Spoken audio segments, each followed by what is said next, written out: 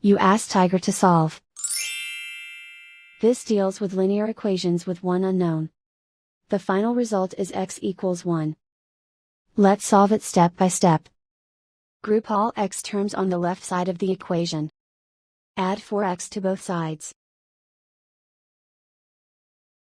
Group like terms. Simplify the arithmetic. Group like terms. Simplify the arithmetic. Group all constants on the right side of the equation. Add 3 to both sides. Simplify the arithmetic.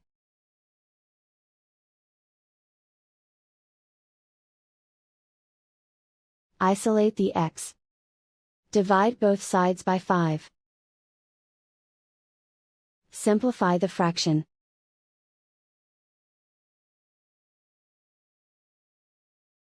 And so the final result is x equals 1.